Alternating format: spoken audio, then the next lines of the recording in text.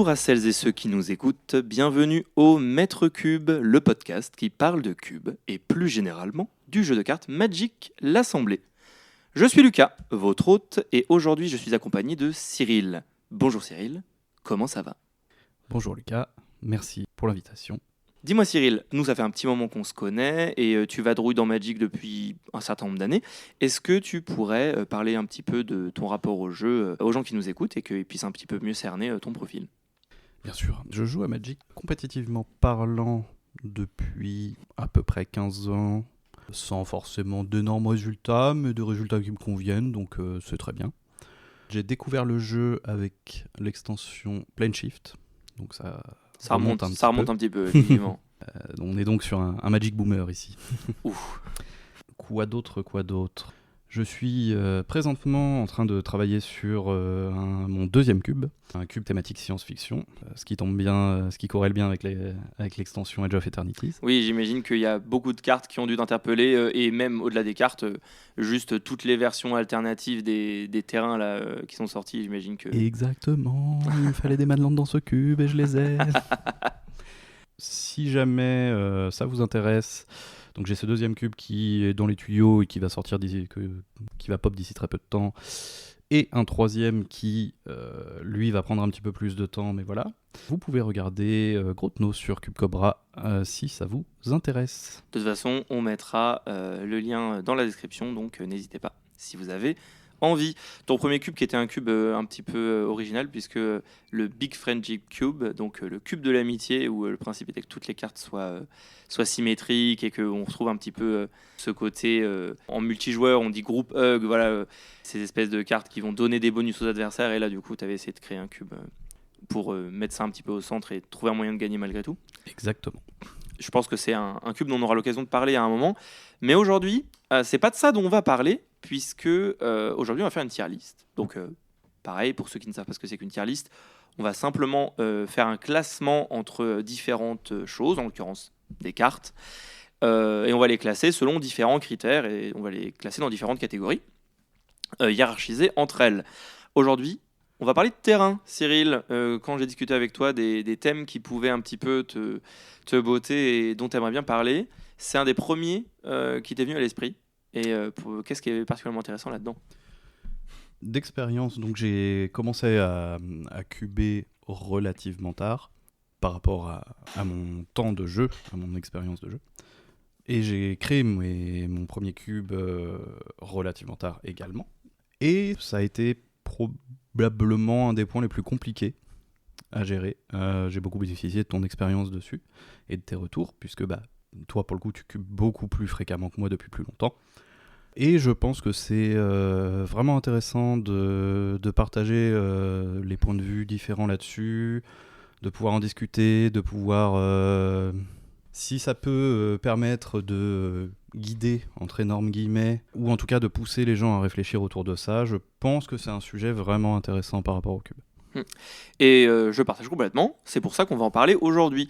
Notre objectif, ça va être de vous présenter une liste, évidemment non exhaustive, des terrains qui vous servent dans les cubes, ou de manière plus générale à Magic, à fixer votre mana. Donc qu'est-ce qu'on appelle fixer le mana ? Tout simplement le fait d'avoir les couleurs dont vous avez besoin, parce que quand vous jouez mono rouge, vous allez jouer que des montagnes, donc ça c'est pas très compliqué, mais dès que vous commencez à jouer 2, 3 ou 4 couleurs, voire même 5 couleurs, vous allez avoir besoin de terrains qui font plusieurs couleurs. C'est de ces terrains dont on va parler aujourd'hui. Il y en a des dizaines et des dizaines dans Magic. Nous, on va se focaliser sur une sélection qu'on a préparée à l'avance avec Cyril. Ensuite, chacun de notre côté, on les a classés individuellement. Et on va vous partager justement nos classements et en débattre évidemment, puisqu'on ne sera pas d'accord sur tout. On a déjà eu un petit aperçu et il y a vraiment 2-3 terrains où on n'a pas... On va se battre. Voilà, on va se battre. On n'a pas tellement le même avis. Globalement, au niveau des petites règles de notre côté, on n'a pas souhaité parler des cycles de terrain. Vous savez, lorsqu'il y en a 10, un pour chaque bicolorité, on appelle ça un cycle de terrain. On n'a pas souhaité parler des cycles incomplets. Aujourd'hui, il y a un certain nombre de cycles de terrain qui n'existent que pour les couleurs alliées, c'est-à-dire blanc-bleu, bleu-noir, etc. et qui n'existent pas encore pour les couleurs ennemies. On a fait le choix d'exclure ces cycles-là. Peut-être qu'un jour, on en reparlera lorsqu'ils seront complétés, mais on n'a pas de garantie qu'ils le soient. Ça nous a permis de nous focaliser sur des terrains qui seront plus faciles à intégrer dans vos cubes, puisque lorsqu'il y a un cycle, ça vous permet d'avoir une meilleure répartition des couleurs dans le fixing au sein de votre cube. Et on a rajouté en plus de ça quelques terrains qui peuvent aller chercher n'importe laquelle des 5 couleurs, soit en produisant les 5 couleurs de mana, soit en allant chercher d'autres types de terrains. Et donc on va vous parler de ça incessamment sous peu. Voilà. Mais déjà, avec ça, vous aurez une sélection certes non exhaustive, mais en tout cas assez large de terrains de fixing que vous pouvez trouver dans des cubes sur Cube Cobra ou dans des listes sur Internet. Certains, vous les connaissez, certains peut-être vous ne les connaissez pas. Et une des raisons pour lesquelles on a trouvé pertinent de faire cet épisode, c'est parce que certains de ces terrains, je pense, ne sont pas assez utilisés. Et à l'inverse, d'autres le sont probablement trop. Oui. Probablement trop, je ne sais pas, parce que s'ils sont beaucoup utilisés, il y a une raison. Mais on en parlera quand on parlera des 10 terrains qui, à mon avis... Tout à fait. Je n'ai pas été vérifié, mais c'est vrai que je pense que si on vérifie, la plupart des terrains qu'on a mis en S, ils sont dans énormément de cubes. Bien sûr. À 2 ou 3 près, en tout cas pour moi, parce que je suis un enfant et que j'ai mis mes préférés. Mais voilà. En ce qui concerne du coup nos catégories, on a réparti ces terrains en 5 catégories. D'abord, donc il y a la catégorie S, c'est les meilleurs terrains. Voilà, on vous invite très très fortement à toujours les envisager lorsque vous construisez un nouveau cube. Alors, quand on vous dit de les envisager, on ne vous dit pas que vous devez systématiquement les inclure. Comprenez bien la différence. Non, ce qu'on vous dit, c'est que si jamais vous créez un cube et que vous ne vous êtes pas posé la question de est-ce que je souhaite avoir ces terrains-là dans mon cube, si vous ne vous êtes jamais posé la question, je pense que vous faites erreur. C'est important que vous posiez cette question, que vous les considériez, et peut-être que la réponse que vous aurez, ce sera non, je ne les intègre pas. Mais posez-vous cette question, il y a de fortes chances qu'ils remplissent un rôle essentiel dans votre cube, et qu'ils remplissent un rôle que d'autres terrains que vous avez intégrés remplissent en mieux. Et on le sait, dans toutes les raisons qui peuvent nous pousser à construire un cube, il y en a qui sont mécaniques, il y en a qui sont thématiques, il y en a qui sont budgétaires. Plein de raisons peuvent intervenir, mais posez-vous au moins cette question. Ensuite, on a notre deuxième catégorie. La deuxième, c'est des terrains qui sont excellents, ils sont très très bons. Certains ont leurs petites particularités, leurs petites spécificités. Comme justement la plupart de ceux-là sont moins génériquement parfaits, il n'y a pas d'automatisme. Ce n'est pas grave si vous les éludez lorsque vous faites votre liste. Mais en tout cas, c'est des terrains où, si vous les incluez, il y a peu de chances que vous fassiez de grosses bêtises, ou alors, si on les a mis là, c'est parce qu'ils ont vraiment des choses assez uniques qu'on voulait mettre en avant. Ensuite, la catégorie B, elle, c'est une catégorie où les terrains qui sont là, ils vont faire le taf, mais il y a souvent des alternatives bien meilleures. Vous le verrez et on en discutera, mais beaucoup de ces terrains vont être des sortes d'ersatz, des solutions de remplacement, parfois budgétaires, parfois pas, à des terrains qui vont être plus hauts. C'est pas toujours le cas, mais c'est souvent le cas. Et du coup, si ce qui est le plus important pour vous, c'est la qualité du gameplay, la qualité de l'expérience, on vous encourage plutôt à aller piocher dans les terrains S et dans les terrains A. Ensuite, la catégorie C, ce sont des terrains qui ont trop de défauts. Ils sont loin de n'avoir aucune qualité, mais le jeu n'en vaut que rarement la chandelle. On vous incite fortement à privilégier les alternatives supérieures que nous aurons listées. Et enfin, la catégorie caca, la catégorie berk. Je vous recommande, voilà, c'est ma recommandation, Cyril est plus gentil que moi là-dessus, mais je vous incite à ne jamais utiliser ces terrains, sauf si vous avez une excellente raison de le faire, et j'insiste sur ça. Vous pouvez avoir une excellente raison, et je ne suis personne pour vous dire cette raison n'est pas valable. Par contre, si vous n'avez pas de bonne raison de les inclure, vraiment je vous en conjure, utilisez d'autres terrains. On vous expliquera pourquoi, mais c'est souvent des terrains qui vont générer des problèmes en jeu, ou qui vont parasiter l'expérience ou vos joueurs pour des raisons qui n'en valent juste pas la peine. Voilà. Est-ce que j'ai oublié quoi que ce soit ? Je ne crois pas. Ça me semble très clair. Et bien dans ce cas-là, je te propose qu'on se lance. Juste pour la présentation, on va présenter carte par carte. Lucas va dire dans quelle section il a mis la carte. Je vais dire dans quelle section je l'ai mis. Nous allons expliquer pourquoi. Et vous aurez nos différentes tier lists, probablement en lien quelque part, pour pouvoir vous y référer si jamais vous voulez. Oui, tout à fait. Très bien. Donc on va commencer par avec la catégorie D. La catégorie D, donc je le rappelle, vraiment, c'est celle que nous ne vous recommandons pas. Essayez de ne pas utiliser ces terrains, je vous en conjure. J'en ai mis beaucoup plus que ce que j'aurais cru au début, puisque j'en ai pas moins de 8. J'ai 7 cycles de terrain ici et un terrain que j'ai mis tout seul. Et j'ai cru comprendre que tu en avais mis moins, tu étais moins sévère que moi. J'ai été peut-être très gentil. Je n'en ai mis qu'un seul. Très bien. En plus, est un des chouchous, donc Ah, ça va très bien commencer. formidable. Et bien dans ce cas-là, je te propose que tu commences, puisque tu en as moins que moi, donc ça va aller plus vite. C'est un vieux cycle de land, c'est les Boonsland de Ravnica. Oui, les Ravnica originels qui sont sortis donc en Ravnica la Cité des Guildes, puis ensuite en Le Pacte des Guildes, et enfin en Discord. Voilà. Est-ce que tu pourrais rapidement nous dire ce que font ces terrains ? Oui, donc pour ceux qui ne le savent pas, ces terrains donc, suivent les paires de colorité des guildes. Ils vous permettent d'ajouter 2 mana à votre réserve, un de chaque couleur de la guilde. La contrepartie étant qu'ils arrivent engagés et qu'ils arrivent sous condition d'avoir renvoyé un terrain que vous contrôlez dans votre main. Tout à fait. Voilà. Si c'est votre seul terrain, vous devrez renvoyer le Boonsland dans votre main, ce qui n'est en général pas très combo. Voilà. Plutôt renvoyer un autre terrain du coup. Voilà. Pour moi, ces terrains sont une perte de temps, une perte de tempo assez colossale. Mais au-delà de ça, en fait, ils ont un problème, structurel par rapport au cube. C'est que si dans votre cube, vous avez des cartes comme Vindicate, ou n'importe quelle carte qui va détruire un permanent, Ou même un boons comme Boomerang, voilà, qui renvoie un permanent, même un terrain. c'est ça. Vous ne pouvez pas mettre ces landes sans risquer l'expérience catastrophique de n'importe quel joueur va faire tour 1 land, tour 2 bounce land, je me fais bouncer mon boon land, j'ai perdu la partie. Voilà. Mais est-ce que c'est pas une certaine leçon de vie, Cyril ? Moi, c'est la question que j'aimerais te poser, c'est est-ce que ça forge pas le caractère, que ça nous arrive une fois dans notre existence ? Voilà, vous voyez la non-objectivité ?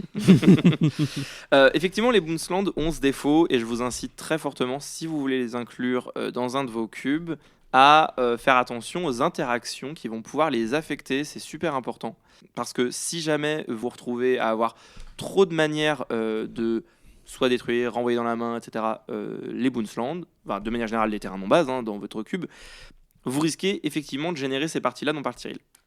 Néanmoins, moi c'est un terrain que j'ai mis beaucoup plus haut, j'en reparlerai plus tard, parce que malgré tous les défauts que tu viens de citer, qui sont indéniables, ce sont des terrains absolument uniques et qui ont des lettres de noblesse dont j'ai hâte de pouvoir vous parler. Néanmoins, gardez bien à l'esprit ce qu'a dit Cyril, et si vous les mettez dans un cube sans réfléchir aux conséquences, vous risquez d'avoir des petits grincements dedans, donc faites-le en connaissance de cause. De mon côté, j'ai inclus un certain nombre de cycles de terrain que je pense beaucoup d'entre vous ont déjà mis en fait, sans vous poser la question, et je suis sûr que dans vos cubes, ils font le taf. Ils remplissent très très bien leur rôle. Moi, je suis là évidemment pour vous provoquer un petit peu et pour vous faire vous poser des questions, je ne détiens pas la vérité, mais pour un certain nombre de ces terrains-là, je pense que vous feriez mieux de les remplacer par d'autres. En l'occurrence, je vais commencer par un cycle de terrain qui est assez vieux, puisque je vais parler des filtres land d'Odyssée. Donc c'est beaucoup plus vieux que les Boonsland dont tu parlais. Les filtres land d'Odyssée qui ont eu leur contrepartie dans les couleurs ennemies lors des decks Commander de Fallout. Jusque-là, on avait uniquement les couleurs alliées. Ces terrains-là donc vont vous faire payer, ils arrivent dégagés, ce qui est extrêmement fort. Ils vont vous faire payer un mana générique, et en échange de ce mana générique, ils vont s'engager pour produire les 2 manas de la combinaison de couleurs qui leur correspond. Donc c'est bien un terrain qui produit un seul mana, puisqu'il va vous en payer un pour en gagner 2. Les filtres land, de manière générale, et j'y reviendrai avec les autres filtres land de Lorwyn qui sont un petit peu différents, ces filtres land vont extrêmement régulièrement abîmer la base de mana de votre deck. Très souvent, vous allez avoir ce terrain dans la main et vous ne pourrez pas jouer les cartes que vous souhaitez. Ce sont des terrains qui peuvent parfois vous permettre, dans des bases de mana tricolore ou quadricolore, de générer un mana de 2 couleurs différentes auxquelles vous n'avez pas forcément accès sur le champ de bataille, c'est vrai, mais considérez que dans n'importe quel deck bicolore, c'est un terrain qui est censé faire vos 2 couleurs et qui, au tour 2, ne vous permet pas d'avoir 2 manas d'une même couleur. C'est extrêmement handicapant. Je vous recommande chaudement de ne jamais mettre ces terrains-là, vous avez mieux à mettre votre cube. Ensuite, nous avons un cycle de terrain qui est beaucoup plus récent, puisque ce sont les villes de Final Fantasy. Je l'ai mis ici, et je vais parler en même temps des portes de guilde, et en même temps, je vais vous parler, décidément, on fait un package, ils prennent tous en même temps. On enchaîne. On enchaîne, et je vais vous parler en même temps des terrains neigeux de Kaldheim. Donc les terrains neigeux de Kaldheim sont des terrains qui arrivent en jeu engagé. Ce sont des terrains qui donc ont le type neigeux. Et ils ont les 2 types de terrains de base. C'est intéressant. Les portes de guilde, elles, pareil, elles arrivent en jeu engagé, quoi qu'on fasse. Elles produisent donc un mana parmi 2 couleurs, hein, comme les terrains de Kalam dont je viens de parler. Et elles ont le sous-type porte. Les villes de Final Fantasy, c'est exactement la même chose que les portes de guilde, sauf que elles ont le sous-type ville. Je ne le redirai jamais assez, et c'est la première fois que je l'ai dit dans l'épisode, donc je vais essayer de pas trop me répéter dans la suite. Essayez de ne pas ajouter d'informations qui n'est pas pertinentes au sein de votre cube. Magic est un jeu qui est déjà très compliqué, et partez du principe que lorsqu'une personne va jouer à votre cube, chaque information qu'elle va devoir lire, parce qu'elle ne connaît pas une carte, parce qu'elle va essayer de lire le texte qui est écrit, toute information supplémentaire va contribuer à une dépense d'énergie, à du temps de réflexion, etc., etc. Il existe dans Magic des terrains, et on va en parler juste après, qui arrivent engagés, qui font l'une des 2 couleurs de mana qui correspond à la bicolorité de la carte, et qui n'ont pas d'autres caractéristiques. Privilégiez ces terrains, à moins que dans votre cube, vous n'ayez des synergies avec les portes ou avec les villes. Ne mettez pas bêtement des portes parce que vous avez des portes à votre disposition et que vous vous dites ça fera l'affaire. C'est un coût en complexité qui est minime, mais qui n'apporte strictement rien. C'est intrinsèquement délétère. Pour cette raison, je vous invite à rester le plus loin possible de ces terrains-là, à moins que soit vous n'ayez pas le choix, parce que vous faites un cube avec votre collection, par exemple, soit parce que vous avez des raisons mécaniques, vous avez besoin de portes, vous avez besoin de villes, ou vous avez besoin de terrains neigeux, ou bien parce que thématiquement, ces cartes s'y prêtent. Le reste du temps, n'utilisez pas ces terrains, il y a des alternatives qui n'ont pas ces problèmes, et qui mécaniquement feront la même chose. Ensuite, on a des terrains justement plus spécifiques, donc il y a 3 cycles différents. On va d'abord parler des checklands. Pourtant, c'est un vieux cycle de terrain. Ce serait peut-être pas attendu à ce que j'en parle. Les checklands donc, sont des terrains qui arrivent en jeu engagé, d'accord ? Des terrains qui arrivent en jeu engagé qui font 2 couleurs, mais ils arrivent en jeu dégagé si vous avez un terrain d'un des 2 types de terrain de base qui correspond à ces couleurs. Par exemple, si jamais on parle du terrain Rakdos, eh bien il arrivera dégagé si vous contrôlez soit un marais, soit une montagne. Voilà, sinon il arrivera en jeu engagé. Ces terrains-là vont arriver beaucoup plus souvent engagés que vous ne le pensez. Et l'argument c'est un terrain budget n'est pas un très bon argument car il existe d'autres terrains budget que je pense plus intéressants, que je pense meilleurs et qui vont générer moins de problèmes. De plus, ce sont des terrains qui vont régulièrement vous induire en erreur. C'était une remarque que tu m'avais faite sur un de mes cubes, Cyril, mon Simple Cube, qui est un cube justement où j'ai vraiment essayé de garder des mécaniques les plus intuitives possibles. Et tu m'as à très juste titre fait remarquer que tous les terrains qui pouvaient avoir tendance à demander un séquençage particulier pouvaient générer justement de la confusion et pouvaient générer des erreurs, surtout c'est les joueurs inexpérimentés. J'ai un autre ami justement, Kevin, qui joue relativement peu à Magic et qui justement m'avait fait la remarque de mais ça c'est le genre de terrain où je vais tout le temps faire une connerie. Je vais le jouer, je vais pas me rendre compte qu'en fait j'ai pas mon terrain, je vais avoir un terrain, je vais le jouer, en fait je vais me rendre compte qu'il a pas les types de terrain de base, contrairement à mon autre terrain que j'ai dans mon deck parce qu'en fait j'ai un Shockland dans mon deck et que ma porte elle a pas les types de terrain de base, etc., etc. De manière générale, je pense que c'est un terrain qui ne vaut pas les bénéfices que vous pensez pouvoir en tirer, tout simplement. Mais déjà, on commence à aller sur des territoires où, si je mettais un peu d'eau dans mon vin, je pourrais les mettre dans une catégorie au-dessus, mais je préférais essayer de vous guider vers des terrains plus intéressants. Après, on reste, comme on disait, c'est totalement subjectif. Tout à fait. Voilà.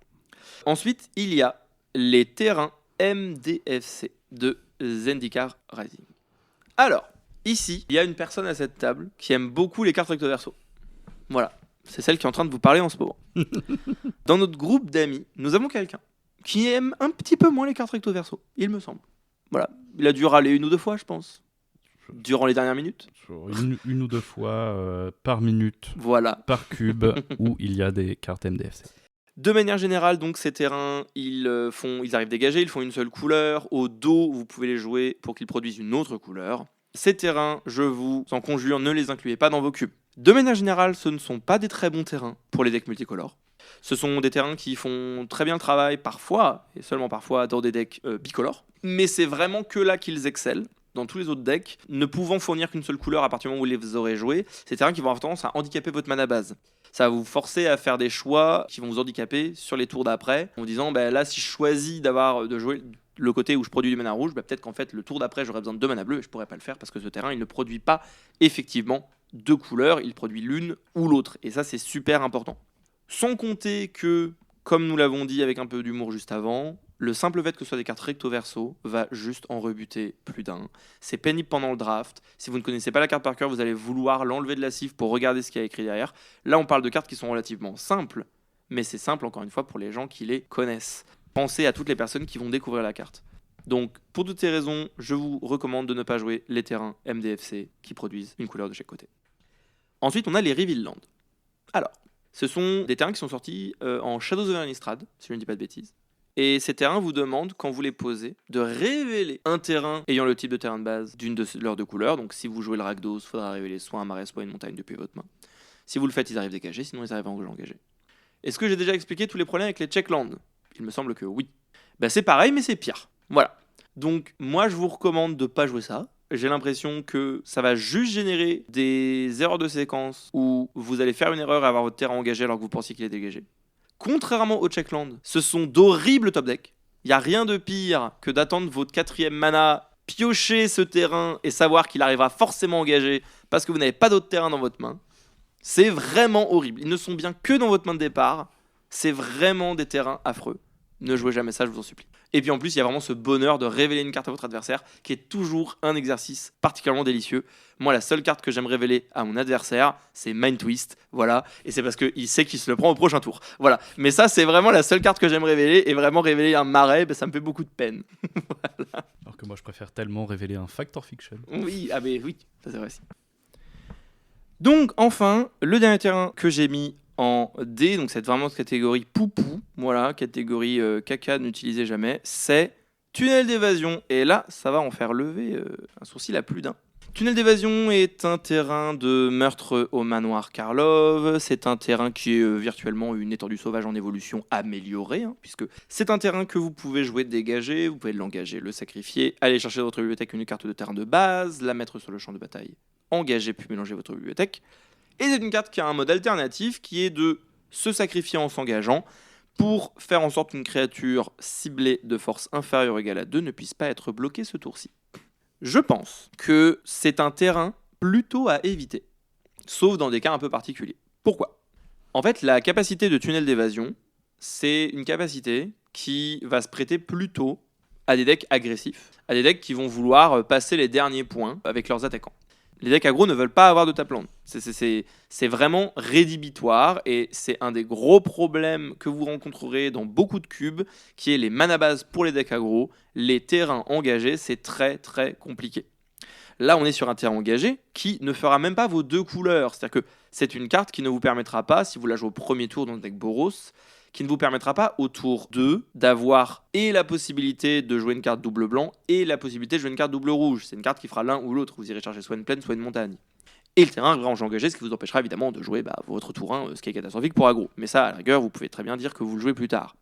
Donc c'est déjà un terrain qui, dans ce qu'il propose, est plus adapté à des decks qui vont être un petit peu plus lents, qui vont vouloir aller chercher plus qu'une couleur parmi deux. Donc peut-être une couleur parmi 3, une couleur parmi 4.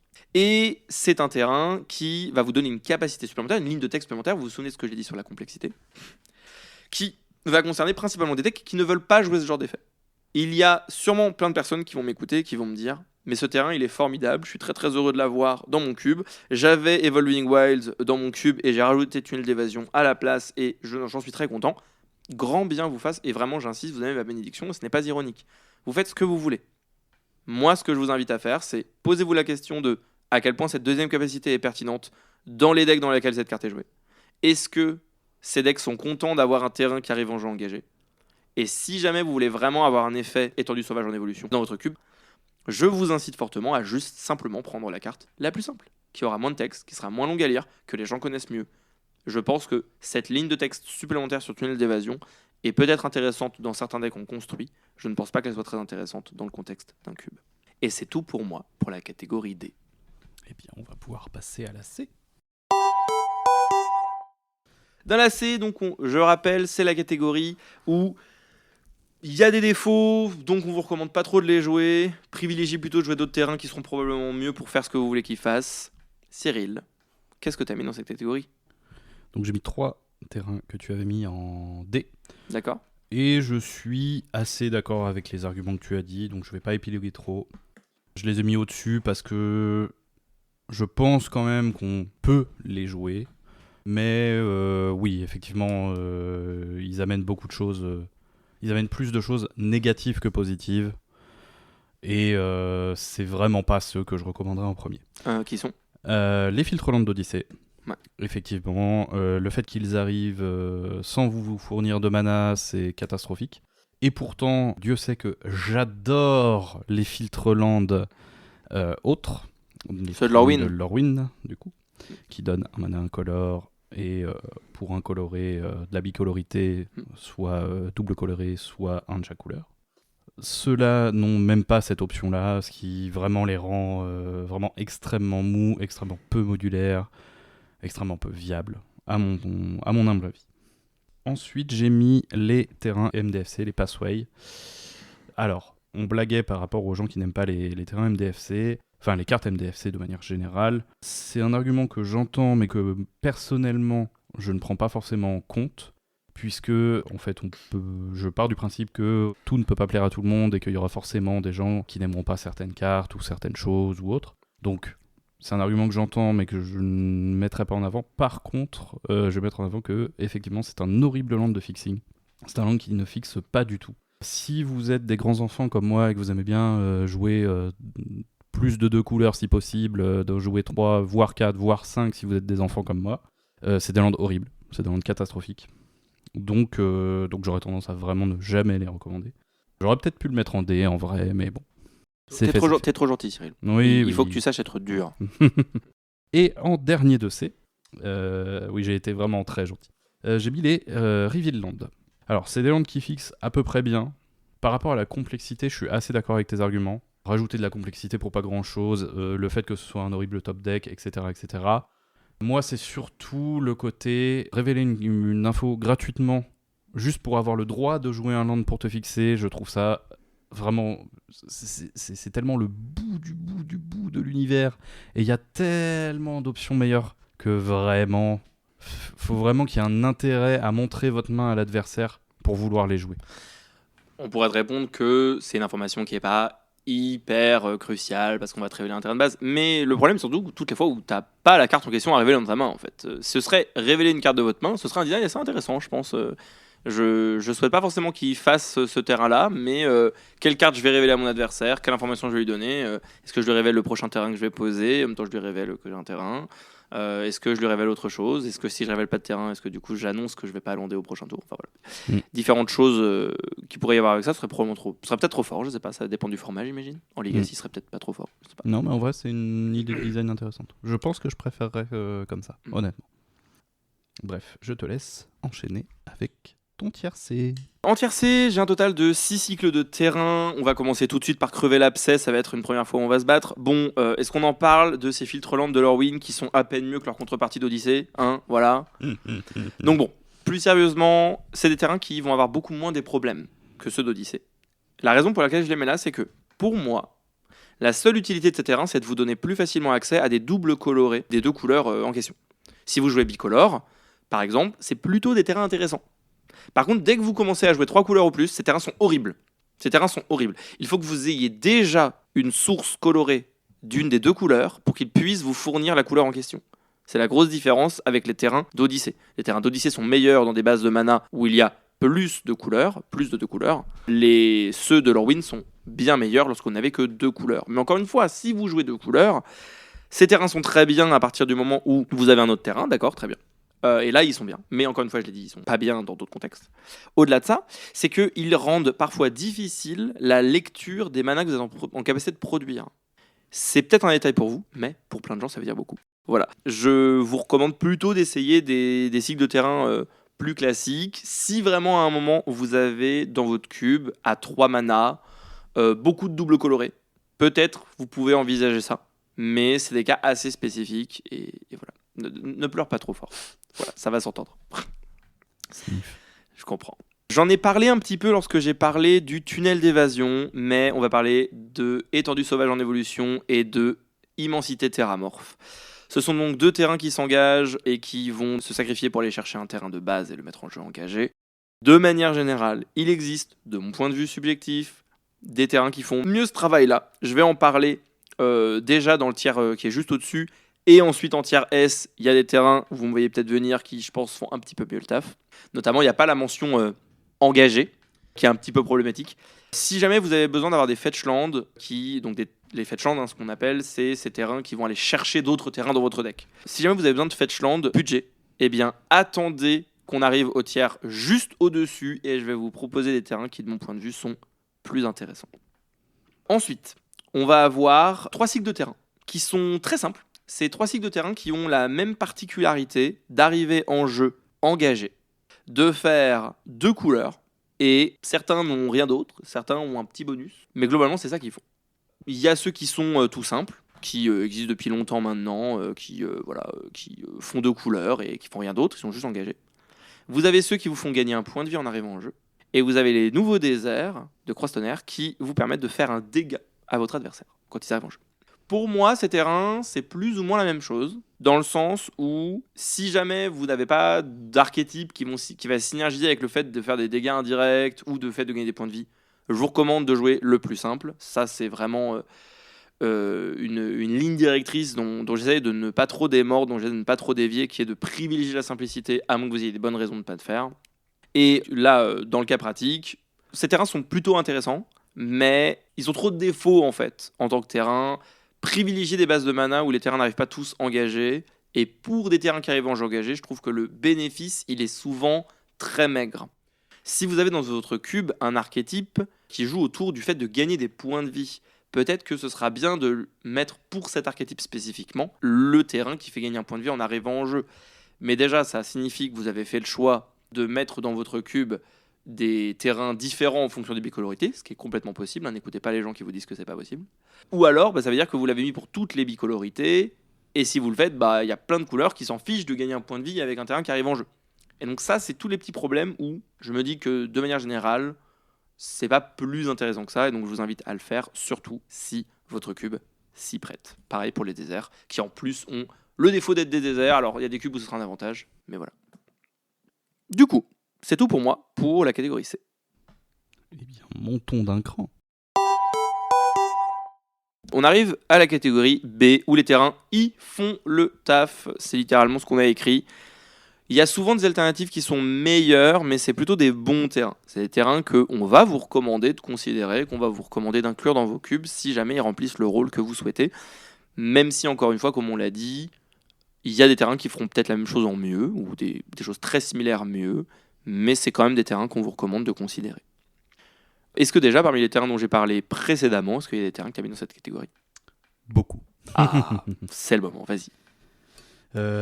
Globalement, tous les taplands qui n'ont pas les types de terrains de base, donc à savoir les villes de Final Fantasy, les portes, les terrains qui font gagner un point de vie en arrivant, les terrains qui pingent un point de vie en arrivant, les terrains artefacts indestructibles de Modern Horizon 2. Tout à fait. J'ai mis tous ces terrains-là ici, en catégorie B, pour la simple et bonne raison qu'ils font le taf. C'est pas des très bons lands, vous avez des meilleures options, mais ils sont pas horribles, en fait. Là où je suis pas d'accord avec toi, c'est que je préfère un cube fixé avec ces lands-là qu'un cube pas fixé, pour le coup. Je suis d'accord avec ça. C'est pour ça que je les ai mis en B. C'est pas les meilleurs lands, c'est pas les pires.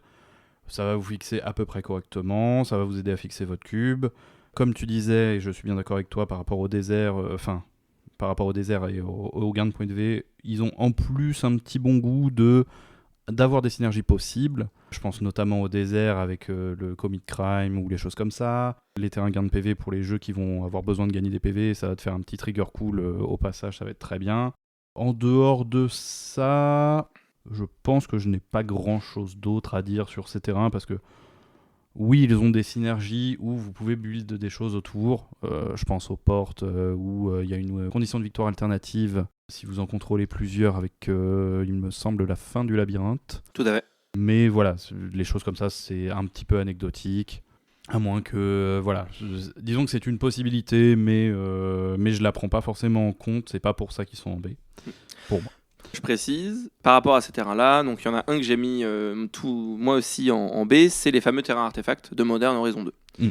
Donc c'est des terrains indestructibles, ils arrivent en jeu engagé, ils font 2 couleurs, et ils ont le type artefact en plus d'être des terrains Ces terrains sont pour moi beaucoup plus importants que les terrains qui font gagner un point de vie, qui font un dégât. Pourquoi ? Parce que ce sont des terrains qui vont permettre littéralement de soutenir des archétypes qui peuvent, on va dire, se traduire à travers tout un cube. Vous pouvez avoir des cubes où, de manière générale, les artefacts sont quelque chose de très important et inclure ce cycle de terrain, voire même plusieurs exemplaires, ça va vous aider énormément à déclencher vos synergies autour des artefacts. Chose que, je trouve, les autres terrains dont on a parlé ne peuvent pas vraiment faire. Souvent, c'est ce petit point de vie en plus ou ce petit point de vie en moins va avoir tendance à se limiter à un ou deux archétypes maximum et va avoir du mal à avoir de la résonance à travers tout le cube. Ces terrains artefacts, eux, pour le coup, je vous invite très fortement à les considérer. J'ai hésité à les mettre plus haut, mais j'avais du mal à mettre plus haut des terrains qui se contentaient d'arriver engagés et n'avaient aucun moyen d'arriver dégagés sans pouvoir les chercher ou quoi que ce soit. Donc, c'est pour ça qu'ils sont arrivés ici. Vous écoutiez la parole d'un homme qui a monté un cube artefact. On prendra le temps d'en parler en temps et en heure, mais voilà. Mais ils sont formidables, ces terrains. Ils sont formidables. Ensuite, alors, ça a été un peu crève-cœur parce que je voulais les mettre au-dessus. Mais en réfléchissant en termes de fixing, je me suis dit que je mettais les Manlands en B. Ah oui, quand même, je suis surpris. Pourquoi ? Alors, quand je dis les Manlands, tous les Manlands, hein, les anciens et les Rennes. Donc les deux cycles, le cycle de Zendikar et le cycle... C'est très bien. C'est ça. Pourquoi ? Parce que c'est des terrains qui vont vous demander d'être déjà fixés pour que vous puissiez les activer, donc pour pouvoir en profiter. Donc c'est pas des terrains qui vont vraiment être idéal si vous voulez fixer vos couleurs. C'est quand même des terrains qui produisent les deux couleurs de mana, quand bien même tu les actives jamais de la partie pour s'animer en créature. Oui, mais du coup, tu vas jouer ça probablement un petit peu au-dessus des autres terrains engagés, mais c'est tout. Si tu ne les joues que pour cette raison. Ah, alors, je crois que tu les joueras pour pouvoir avoir la possibilité dans ton deck de les activer, mais tu peux faire une partie entière sans jamais les activer et qu'ils aient quand même fixé tes couleurs, de la même manière que l'aurait fait une porte. Et je crois que c'est ce qui m'a fait les mettre plus haut, donc moi je les ai mis un cran au-dessus, on en discutera à ce moment-là, mais c'est l'option qu'ils te donnent. Et c'est une option, on est d'accord que de base, ce n'est pas un gain. Quand vous jouez un manland, donc ces fameux terrains qui peuvent, en payant du mana, se transformer en créature jusqu'à la fin du tour, tant que vous ne les avez pas activés, ils ne vous ont donné aucun bénéfice supplémentaire pour avoir compensé le fait d'être arrivé en jeu engagé.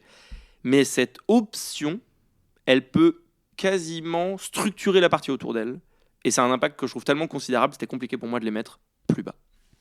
Et je les ai mis là aussi pour une autre petite raison, qui est encore une fois très personnelle.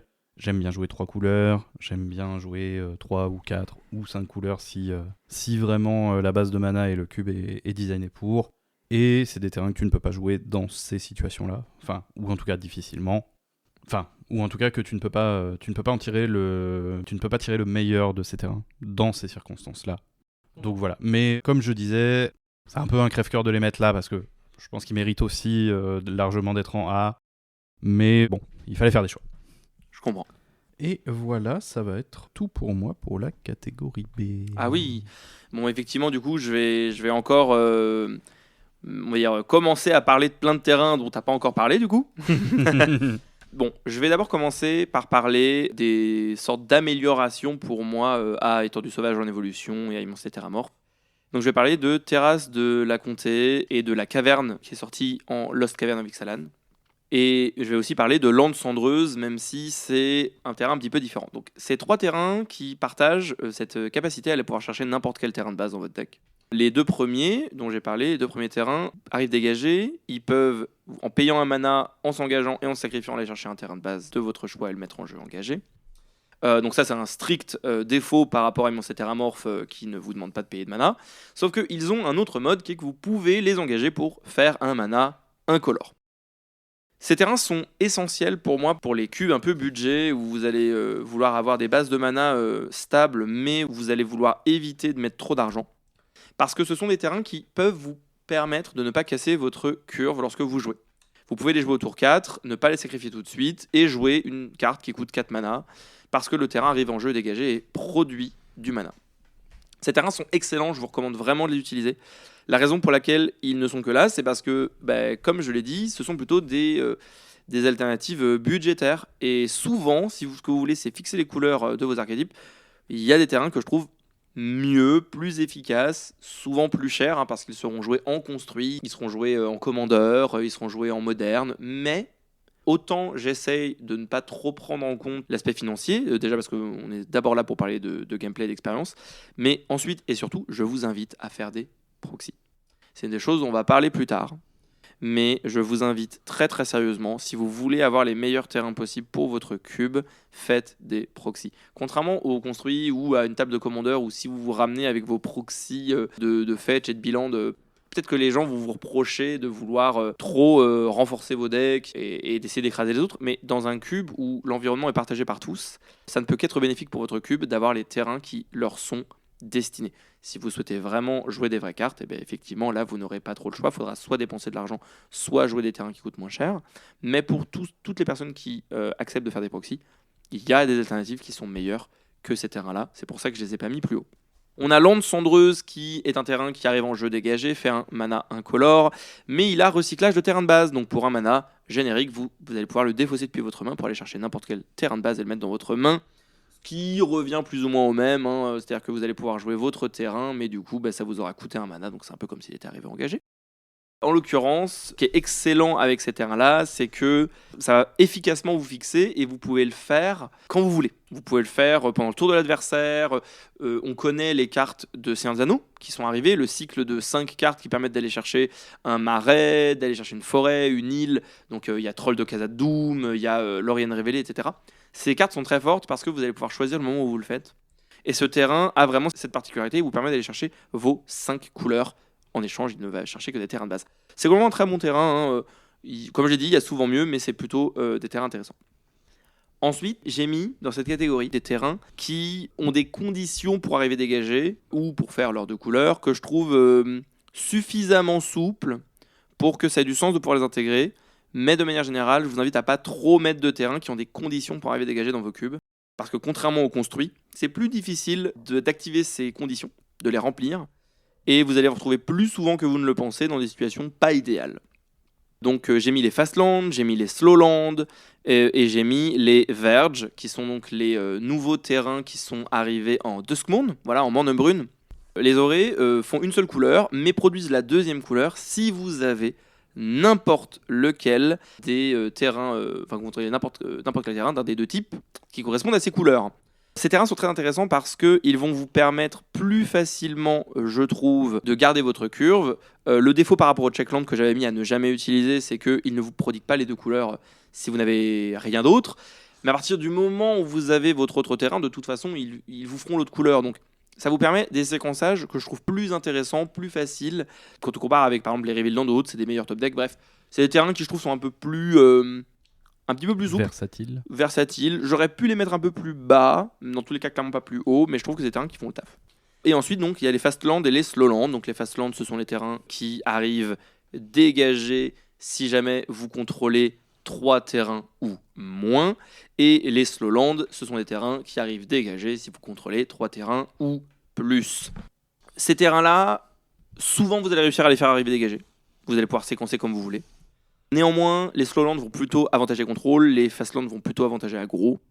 Et je n'aime pas trop inclure ces cycles dans un cube, parce que c'est rare que tous mes archétypes bénéficient particulièrement d'avoir un Fast ou un Slowland. Et donc je préfère utiliser ces terrains dans mes cubes comme des exemplaires uniques, quand je choisis d'avoir un cycle ou 2 qui vont s'adapter à chaque archétype. Un Fastland dans mes couleurs agressives, c'est souvent quelque chose que j'aime bien. Donc je vous incite à essayer ça si vous avez envie. Mais c'est pas non plus les meilleurs terrains qui existent par rapport à ça. Ensuite, vous avez des terrains qui arrivent engagés, mais qui pour moi ont des qualités plus grandes que les terrains que j'ai cités précédemment. Donc, on en a déjà parlé, il y a les terrains artefacts. Il y a les terrains qui sont sortis en Dominaria Uni. Ce sont des terrains qui arrivent en jeu engagé et qui ont les 2 types de terrains de base. Je trouve que ces terrains sont d'excellentes alternatives pour toutes les personnes qui vont avoir des moyens dans leur cube d'aller chercher des terrains ayant des types. Ça peut être les vrais Fetchland, par exemple, mais ça peut être plein d'autres choses. Comme des cartes comme, par exemple, Cherche au loin, ou ce genre de choses. Toutes les cartes qui vont vous donner recyclage de forêt, pareil. Recyclage de marais, recyclage d'îles. Ces terrains, ils sont très simples. Ils sont pas complexes pour rien. Et ils permettent d'avoir cet avantage-là. Contrairement aux terrains neigeux que j'avais mis à ne jamais utiliser, ils n'ont pas une ligne de texte supplémentaire. Encore une fois, les terrains neigeux, jouez-les quand vous avez des thèmes neigeux, mais quand vous les avez pas, les jouez pas. Pour le coup, voilà, ces terrains sont vraiment très très bien pour remplir ces petites synergies et activer vos « je contrôle une forêt »,« je contrôle une montagne ». C'est des très bons lands, c'est des communes, ça coûte pas cher, c'est vraiment super. Ensuite, on a les temples. Les temples, ce sont des terrains qui arrivent en jeu engagé. Et quand ils arrivent en jeu, vous faites regard 1. Ces terrains sont excellents pour soutenir contrôle. Ce sont de très très bons terrains qui arrivent en jeu engagé. Ce sont des terrains qui ne coûtent pas cher. Là, je parle avec de la monnaie sonnante et trébuchante. Si vous voulez des terrains qui arrivent en jeu engagé et vous voulez qu'ils aient le petit truc en plus, ce sont d'excellents terrains à prendre. Il y a des terrains dont on va parler un peu après. Et je sais où est-ce qu'on les a mis tous les deux. Qui sont un petit peu mieux, pour ne pas dire vraiment mieux, mais ils coûtent vachement plus cher. Ils nous ont un petit peu surclassés. Ils sont un peu surclassés. Mais ce sont de très bons terrains. Vraiment, les temples, s'ils sont sortis en terreau, c'est très très bon terrain. On a le cycle de terrains tricolores qui font donc juste une couleur parmi 3. Ils proposent 3 couleurs, ils arrivent en jeu engagé. On a eu le premier cycle en Alara et on a eu le deuxième cycle en Tarkir. Ce sont de très très bons terrains pour remplir différents rôles. C'est juste que c'est pareil, ils ont été surclassés. Donc déjà, premièrement, si jamais vous avez des archétypes bicolores dans votre cube, contrairement à ce que vous pensez, ces terrains peuvent être intéressants pour vous. Considérez que ce sont des terrains qui vont intéresser plus de joueurs à la table que vos terrains bicolores. Si tout le monde joue 2 couleurs à la table, chaque land qui fait 2 couleurs n'intéresse qu'une seule personne, si on part du principe que personne ne joue la même chose. Un terrain tricolore va intéresser jusqu'à 3 personnes différentes. Et donc, vous allez augmenter la densité de cartes au sein de vos boosters, qui vont intéresser plus de personnes, qui ne vont pas être du rebut au fond d'un booster, et qui vont wheel continuellement, et qui vont revenir en intéressant personne. Donc ça va pas être votre last pick de l'enfer. Ce sera pas le last pick de l'enfer, exactement, ils vont partir bien avant. En plus, ça vous permet plus facilement de splasher une autre couleur, donc c'est des très bons terrains pour les enfants comme Cyril, qui veulent jouer 50 couleurs dans le même deck. Oui. Le truc, c'est qu'on va le voir, encore une fois, ils ont été surclassés par des terrains qui font la même chose en mieux. Voilà. Donc, quand vous voulez vraiment juste de la puissance et de l'efficacité, vous aurez des terrains qui font la même chose avec des options supplémentaires. On va en parler juste après. Enfin, il y a 2 terrains. Pas des cycles de terrain, 2 terrains dont je veux parler rapidement. C'est Cité d'airain et Confluence de mana. Je rajouterai juste que je suis d'accord avec toi et que je les ai mis en B, finalement. Ah, formidable. J'avais oublié de les citer. Cité d'airain et Confluence de mana. Ce sont 2 terrains qui arrivent dégagés. Quand vous les engagez, ils font un mana de la couleur de votre choix. Vous allez me dire, où est la douille ? Eh bien, l'arnaque, elle est sur le fait qu'à chaque fois que vous allez le faire, vous allez perdre 1 point de vie. La Cité d'airain vous fait un dégât à chaque fois qu'elle est engagée. La Confluence de mana va vous faire perdre 1 point de vie à chaque fois que vous allez l'utiliser.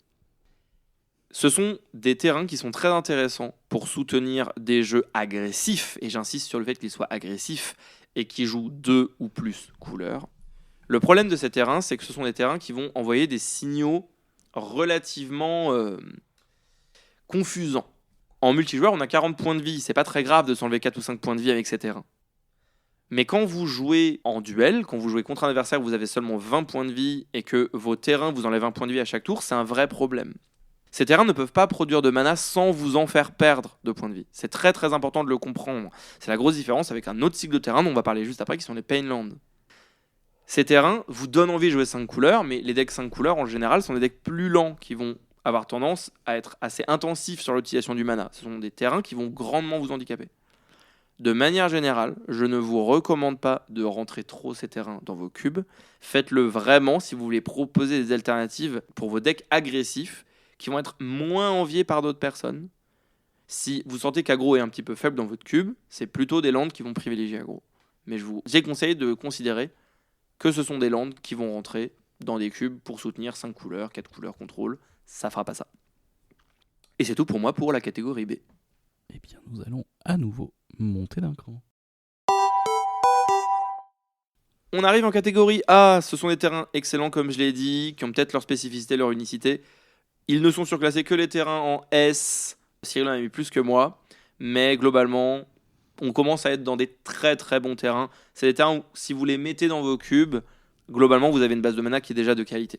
C'est indéniable. Dis-moi, Cyril, qu'est-ce que tu as mis là-dedans ?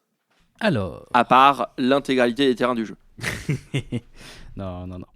Je vais être un petit peu plus succinct parce que tu en as déjà beaucoup dit par rapport à ces terrains-là.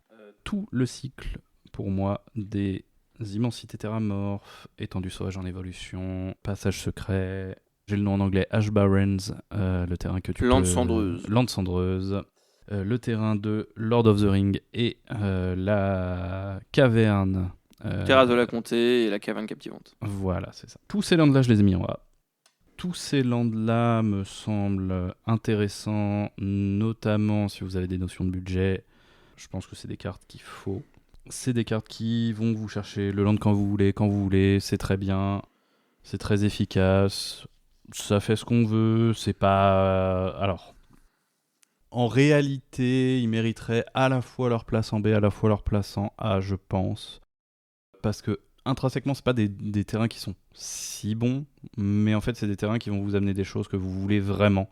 Et notamment le fait de shuffle votre bibliothèque de temps en temps peut vous sauver la vie sur un mulligan où vous avez mis une carte bottom que vous voulez à tout prix avoir. Si vous avez rien qui shuffle, ça va un peu être l'enfer dans votre partie. Et c'est des terrains qui vont vous amener ça gratuitement, tout en vous fixant.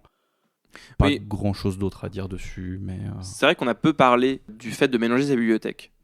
Et techniquement, moi j'ai mis un terrain qui le fait en D, hein, puisque j'ai mis le tunnel d'évasion. Oui. Mais de manière générale, Cyril a raison, tous les effets qui vous permettent de mélanger votre bibliothèque quand vous le désirez sont extrêmement forts à Magic.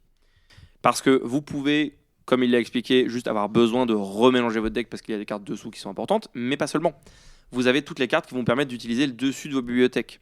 Vous avez des cartes comme Remue-Ménage, Brainstorm, qui vont vous permettre de mettre des cartes sur le dessus de votre deck. Si vous ne les voulez pas, un petit coup de mélange, et maintenant, vous allez probablement piocher autre chose. Si jamais vous avez une carte qui vous permet de jouer les terrains ou n'importe quelle autre carte du dessus de votre bibliothèque, comme par exemple Oracle de Muldaya ou la Coursière de Crufix, si jamais la carte qui est sur le dessus ne vous convient pas, vous pouvez mélanger votre deck, tenter d'avoir une autre carte. De manière générale, si vous avez des informations sur la position des cartes dans votre deck, les effets qui vous permettent de le mélanger sont extrêmement puissantes.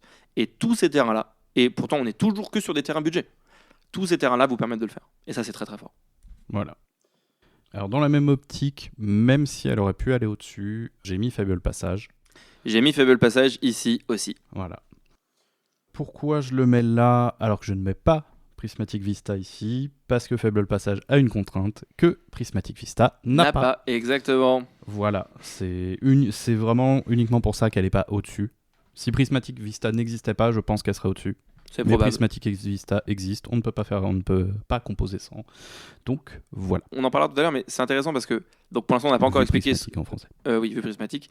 On va en parler juste après. Et vous a pas encore dit ce que ça faisait, mais c'est un terrain que on a été très nombreux à réclamer pendant très longtemps. Pendant des années, il n'a pas existé avant Modern Horizon 1, si je ne dis pas de bêtises. Oui, Modern Horizon 1. Et lorsque le terrain est sorti, ça a vraiment été pour le coup, c'est pas un terrain qui a été très très joué en construit, à part dans des formats singletons, comme par exemple le Commander ou le Duel Commander. Mais pour le coup, c'est vraiment un terrain qui, dans le contexte du cube, est juste incroyable. Fable Passage, donc passage fabuleux, et donc un terrain qui s'engage pour aller chercher un terrain de base. Et ce terrain de base arrive en jeu dégagé, à moins que vous ayez moins de 4 terrains en jeu. C'est un fetch à terrain de base qui est quasi parfait. Il a une petite condition, donc ça rappelle un petit peu les Slowlands, dont on a déjà parlé, mais sinon il fait pas perdre de points de vie, il est très très fort, quoi. C'est ça. Ensuite, j'ai mis les faux triomes. Donc je pense que tes arguments suffisent parce que c'est à peu près les mêmes pour moi. C'est des landes qui peuvent permettre un fixing gratuit, c'est des landes qui vont intéresser beaucoup plus de gens que les dual lands. C'est cool, j'aime bien me jouer multicolore, mettez-en, mangez-en. Donc là on parle bien des terrains tricolores, mais qui n'ont pas de type de terrain de base. Exactement. Ensuite, alors toi tu les as mis tous plus bas. J'ai mis les conditions land. Donc les checklands, les slowlands, les checklands, les fastlands. Tous ceux qui ont des conditions. Donc tous les lands à condition qui, s'ils arrivent en troisième, arrivent dégagés, ou s'ils arrivent avant le troisième, sont dégagés, etc. etc. Mm-hmm. Je comprends tes arguments en termes de complexité. Ça rajoute de la complexité, effectivement. Néanmoins, j'ai moins tendance à considérer les lands en cycle. Et je suis beaucoup plus d'accord avec l'approche de ok, donc dans mon cube, rouge-blanc c'est aggro, donc rouge-blanc il va avoir le fast land. Par contre, bleu-noir c'est contrôle, bleu-noir il aura le slow land. Point. Et il n'y aura pas les autres, et c'est pas grave. À mes yeux, c'est à mes yeux pas une contrainte. Pour ça, encore une fois, j'insiste sur le fait que c'est subjectif, parce que en vrai, tes arguments sont très bons, et je suis assez d'accord avec. Mais c'est juste que pour moi, ils ne me convainquent pas de ne pas les mettre assez haut dans ma liste de prise en compte. Je crois que mon raisonnement, il est vraiment basé sur le fait que si quelqu'un me demande quel terrain je lui conseille de mettre dans son cube, je vais jamais considérer ces terrains-là d'abord. Il y a tellement de terrains que je vais considérer avant, et ce sera très rare que je dise à quelqu'un « Ah bah là, clairement, ce dont ton cube a besoin, c'est que tu mettes un cycle de, je ne sais pas, de checkland, un cycle de slowland. » La probabilité que je le fasse est extrêmement faible, à part pour des raisons extrêmement spécifiques, c'est-à-dire on se restreint à mettre uniquement des cartes des différents blocs Innistrad. Bah, du coup, oui, ceux-là, ils sont de Shadows of Innistrad, donc du coup, je vais les mettre. Mais c'est vraiment des cas spécifiques. Et de manière générale, les défauts de ces terrains font que je pense qu'ils ont juste des alternatives que je trouve strictement meilleures. Ce qui n'est pas 100% vrai, on est bien d'accord. Hein. Aucun de ces terrains n'a d'alternative strictement meilleure, à part les bilans d'originel, dont on parlera plus tard. Mais dans l'absolu, c'est des terrains que je ne vais pas avoir tendance à recommander. Et surtout, c'est pour ça qu'on parlait de complexité, je pense que ce sont des terrains très piégeux pour les débutants aussi. Je suis assez d'accord. Je suis assez d'accord, mais d'un point de vue personnel, je les mets. Je comprends complètement. Mais je suis d'accord avec toi. J'ai mis 2 cycles ici, dont un que tu as mis en D. À savoir les 2 cycles de Tapland Strict, qui arrivent en jeu uniquement engagés, mais qui ont les doubles types. Les types de terrain de base. Les doubles types de terrain de base. Et base. donc tu as mis ceux de Kaldheim. J'ai mis ceux de Kaldheim. Terrain neigeux, par exemple, marais et montagne. Vu qu'il a le double type, il est fetchable, ce qui est particulièrement goûteux. Et pareil pour les autres, qui n'ont pas le type neigeux, mais ce n'est pas grave. Pourquoi je les ai mis là, contrairement à toi ? Alors, déjà, ils sont fetchables, ce qui est un argument non négligeable. Et pour des options de budget ou pour des options de simplicité-complexité. Je comprends ton argument par rapport aux landes de Kaldheim surtout, de oui mais si vous n'avez pas l'utilité de mettre des terrains neigeux dans votre cube, bah pourquoi vous allez mettre ces landes là si vous n'avez pas d'archétype, si vous n'avez rien qui synergise avec. Je les comprends, mais d'un côté, est-ce que c'est pas plus simple d'avoir par exemple ces deux là que d'avoir les Raveland et un autre cycle de landes qui ne soient pas les bilans originels par exemple? En fait je crois que un blocage qu'ont beaucoup de personnes quand ils construisent un cube, c'est de vouloir, de manière stricte, respecter la logique de Singleton. Je respecte le fait que ce soit important pour les personnes qui construisent un cube, et moi-même, actuellement, je n'ai jamais brisé cette règle dans un de mes cubes.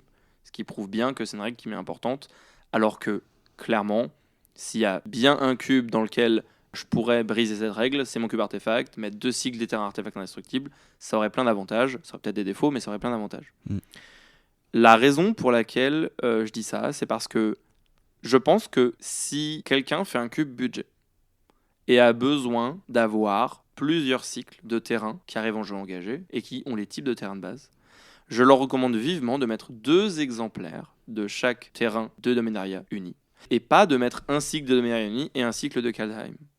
Je pense que la complexité ajoutée n'en vaut pas la chandelle, les signaux que ça envoie pendant le draft n'en valent pas la peine. Vous allez avoir des gens qui vont penser qu'il y a des synergies neigeuses, ne pas les trouver et ne pas comprendre pourquoi. Vous ne pouvez pas attendre de toutes les personnes qui draftent votre cube d'avoir lu l'intégralité de la liste avant de se pointer à la table.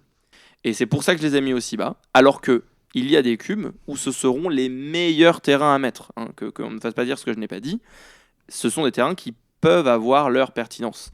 Mais de manière générale, si les terrains que vous voulez, c'est des terrains de Dominaria unis, et qu'il vous en faut 20, mettez-en 20, et venez pas mettre les terrains de Kaldheim pour compléter. C'est ça ce que je vous recommande. Très bien. Et pour finir, le dernier terrain dans les A, qui, comme on disait avant la sortie d'une certaine extension, aurait sûrement été en S, les temples. C'est vrai. Voilà. C'est Tapland non fetchable, ce qui est un gros défaut, mais le côté scry est vraiment, vraiment très plaisant.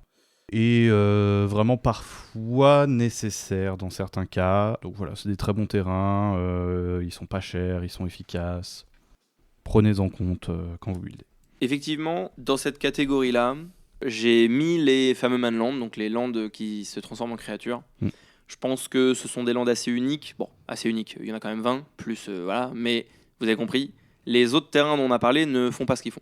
Le fait qu'ils puissent se transformer en créatures permet au deck contrôle d'avoir des moyens de tuer en fin de partie. Ça permet aux decks agressifs ou qui juste, se sont fait avoir par une Vrasse, une carte qui va détruire toutes les créatures, ça leur permet de revenir et de continuer à mettre la pression. C'est vraiment des cartes assez exceptionnelles. Je ne pense pas que tous les cubes en aient besoin, clairement pas, mais les cubes qui en veulent, ces cartes-là sont essentielles. Et donc, pour les raisons expliquées précédemment, je ne pouvais pas ne pas les mettre là, puisque ce sont des terrains qui procurent quelque chose de complètement unique et que je pense parfois fondamental. Pour la même raison, j'ai mis là les Boonslands dont on a déjà parlé. On a parlé de tous leurs défauts. Rapidement, quelles sont leurs qualités ? Les Boonslands font quelque chose qu'aucun autre terrain de cette liste ne font. Ce sont des terrains qui vous font du card advantage. En fait, ce sont 2 terrains en un. C'est-à-dire que si vous avez un Boonsland dans votre main de départ, c'est comme si vous aviez 8 cartes au lieu de 7, virtuellement. Ça vient avec des contraintes en termes de tempo, puisque vous allez devoir jouer un terrain engagé qui va vous renvoyer un terrain dans votre main. Et donc le séquençage peut parfois être compliqué. Si vous ne jouez rien au premier tour, et qu'ensuite vous jouez un Boonsland, vous risquez très fortement de devoir défausser une carte. Et dans ce cas-là, tout le bénéfice du Boonsland a été perdu. Ce ne sont pas des terrains qui sont à inclure systématiquement. Et comme l'a dit Cyril, ce sont des terrains qui peuvent vous exploser à la figure s'il y a les mauvais tirs d'interaction. Par contre, je vous incite fortement à les inclure si vous voulez donner des options justement pour des decks qui ont besoin de faire de la value, et aussi et surtout, ce sont des terrains qui sont absolument incroyables avec toutes les manières qu'il existe dans Magic de faire plusieurs land drops par tour. Si vous avez moyen de poser plusieurs terrains dans le même tour, les Boonslands sont extrêmement forts, puisqu'ils vont vous éviter d'avoir cette situation que tout le monde a déjà connue, ou presque, qui est d'avoir un moyen de poser 2 terrains par tour en jeu et de ne plus avoir de terrain dans la main. Et cette situation, elle est terrible pour la value de votre deck. Les Boonslands vous donnent énormément de stabilité vis-à-vis de ça. Ça vous permet aussi de faire plein d'autres petits ajustements, comme par exemple, si vous avez un terrain qui a un effet en arrivant en jeu, le fait de vous le renvoyer dans la main vous permettra de le refaire encore, que ce soit un scry, que ce soit le fait de gagner un point de vie ou de faire un dégât. C'est des terrains qui font des choses assez uniques, et je les trouve intéressants pour cette raison. C'est des terrains pour lesquels j'ai beaucoup d'affection, mais malgré tout, ils ne sont présents dans aucun de mes cubes à l'heure actuelle, puisque le seul cube où je les avais mis, je les ai enlevés. Donc ça prouve bien que ce ne sont pas du tout des terrains que vous devez inclure à tout prix, systématiquement. C'est des terrains qui nécessitent beaucoup de réflexion autour. Exactement. Le passage, j'en ai déjà parlé, et il y a 3 autres cycles de terrain que tu as mis en S, j'en suis persuadé, mais que je n'ai pas mis en S, parce que pour moi, ils sont inférieurs à tous les terrains qui se trouveront au-dessus. J'ai nommé les Triomes, les Fetch de Modern Horizon 3 et les Painland. Les Triomes, donc, ce sont des terrains tricolores qui arrivent en jeu engagé. Ils fournissent 3 couleurs de mana différentes parce qu'ils ont 3 types de terrains de base et vous pouvez les recycler en payant 3 génériques depuis votre main. Ce sont d'excellents terrains, mais ce ne sont pas des terrains que je vous recommanderais d'inclure systématiquement. Pourquoi ? Inclure les Triomes dans votre cube, surtout si vous avez des Fetchland, ça va contribuer à rendre le fixing de vos couleurs et les splashes d'une simplicité enfantine. Je vous déconseille de les inclure si vous ne voulez pas que tout le monde puisse jouer facilement 3 ou 4 couleurs. Si vous vous en fichez, que c'est pas important pour vous, que ce n'est pas un problème, considérez les Triomes, ce sont des terrains excellents. Mais ce sont des terrains qui ont des problèmes. Vous ne pouvez pas les mettre systématiquement et vous dire que tout va bien se passer. Tous les terrains qui se trouvent en S, pour moi, dans ma catégorie, ce sont des terrains que si vous les mettez, il n'y aura aucun problème. Ce sera uniquement des terrains qui vont générer des choses positives pour votre cube. Et pas forcément les mêmes, mais en tout cas elles font toutes des choses positives. Les Triomes peuvent générer des choses que je trouve négatives. C'est pour ça que je les mets là. Mais ce sont des terrains qui ont une facilité à fixer vos couleurs qui est incroyable, qui est assez inégalée en fait. Le combo Fetchland Triome, vous pouvez difficilement faire mieux. Oui. À part avoir que des terrains qui font toutes les couleurs en jeu, quoi. Les fetch de Modern Horizon 3 sont des fetch qui, comme la terrasse de la comté, comme la caverne captivante, ça va vous permettre soit de faire de l'incolore, soit de se sacrifier pour aller chercher un terrain de base de votre choix. Le défaut par rapport aux 2 autres, c'est qu'ils ne vont chercher que 3 couleurs, que 3 types de terrain de base. Par contre, vous ne payez pas de mana quand vous le faites. Ils n'ont pas ce défaut que, en fait, ça vous coûtera plus ou moins 2 mana le tour où vous le faites. Non, là pour le coup, ça ne vous coûte pas de mana. Et en plus, vous pouvez les recycler depuis votre main en payant un mana de chacune des 3 couleurs qui lui permettent d'aller chercher. Ce sont d'excellents fetchland budget. Pour moi, les meilleurs du lot, c'est pour ça que je les ai mis là. Néanmoins, ils ont le défaut de toutes les fetch land budget, c'est-à-dire que ils arrivent en jeu engagé, quoi. Et si vous jouez aggro, c'est pénible, pour ne pas dire chiant. Donc, je ne vous les recommande pas dans toutes les circonstances, mais je vous les recommande quand même chaudement. Ce sont des très bons terrains. Et enfin, les Painland, ils auraient pu aller en S parce qu'ils ont une faculté unique qui est de faire de l'incolore. Juste petit erratum, je les ai mis également en A. Les Painland ? Oui. Ah, on va pouvoir parler ensemble des Painland. Les Painland font 2 couleurs de mana, ils arrivent en jeu dégagés. Ils peuvent aussi faire de l'incolore, donc ils font virtuellement 3 couleurs, quoi. Si vous faites de l'incolore, il se passe rien de négatif. Si vous faites un mana coloré, alors il va vous infliger une blessure. D'où le fait que ce soit des Painland. Ces terrains vous permettent d'avoir et un bon terrain en jeu, et un terrain qui vous fournit de l'incolore. Donc c'est des terrains très intéressants si dans votre cube vous avez des Eldrazi, des sources qui vous nécessitent du mana incolore, sans avoir besoin d'utiliser des emplacements, des slots dans votre cube qui devraient être dédiés à autre chose. Donc vous pouvez et à la fois avoir des terrains qui fixent vos couleurs, et à la fois des terrains qui vous fournissent ce mana incolore précieux. Et ils ont virtuellement pas de défaut, mais ils vous font des dégâts. Puisqu'ils n'ont pas de type de terrain de base. Donc ce sont des terrains qui sont un petit peu imparfaits. Par contre, si vous cherchez des terrains budget qui vous permettent d'avoir 2 couleurs de mana virtuellement sans défaut, je pense que c'est les meilleurs, en fait. Ils sont hyper efficaces. C'est rare que, comme une cité d'airain ou une confluence de mana, ils vous fassent perdre plus de 2 ou 3 points de vie dans la partie. Ça arrivera, mais c'est pas si fréquent. Non, c'est plutôt rare. Voilà, parce que rapidement, vous allez avoir vos autres sources de couleurs. Donc rapidement, vous allez pouvoir faire de l'incolore avec et vous en sortir. Par contre, dans ces débuts de partie, ils vont stabiliser vos mains, ils vont stabiliser vos premiers tours. Ce sont d'excellents terrains. Et ils arrivent tout le temps dégagés. D'excellents terrains avec leurs petites spécificités. Rien à rajouter. On arrive au S. J'aurais presque applaudi. Ah, c'est magnifique. On arrive au S, on arrive à la fin de cette tier list. Les meilleurs terrains. La quintessence du land. C'est vrai, on vous incite toujours à les envisager, à les considérer quand vous créez votre liste de cubes. Si vous ne les mettez pas, ce n'est pas grave, mais au moins faites-le en conscience, je vous en supplie. J'en ai mis 5. Les 5 que j'y ai mis, tu les as mis aussi. J'en ai mis 8.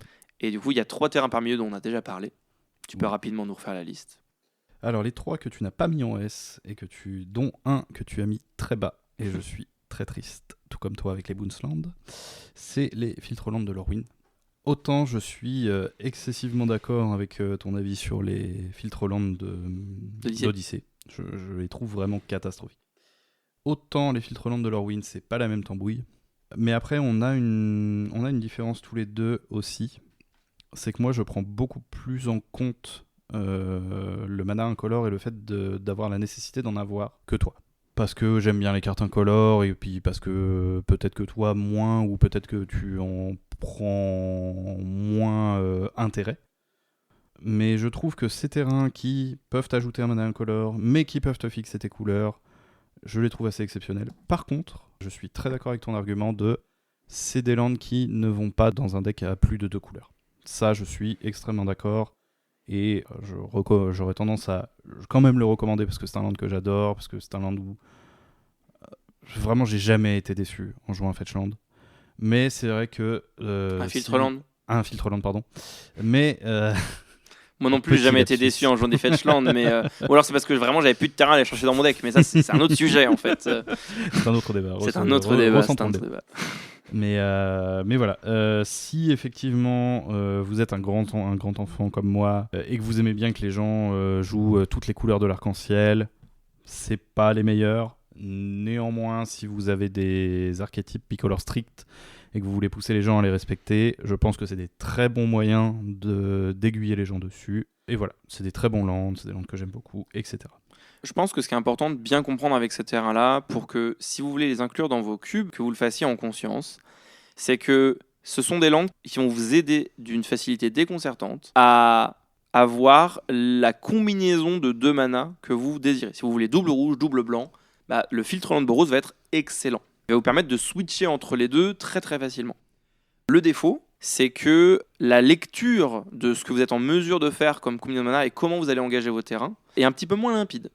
Donc, si jamais vous avez tendance à avoir beaucoup de débutants dans vos groupes, je vous déconseille ces terrains-là. Privilégiez des options qui vont vous donner un peu moins de versatilité, mais qui vont être plus simples à comprendre et à lire.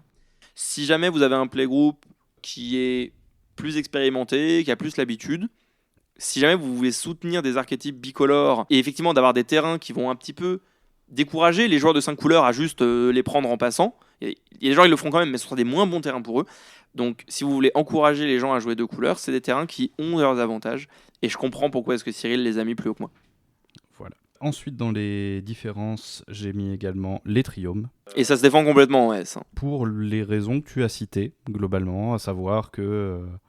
Enfin, pour les raisons que tu as citées, et parce que je suis, comme on disait, un grand enfant.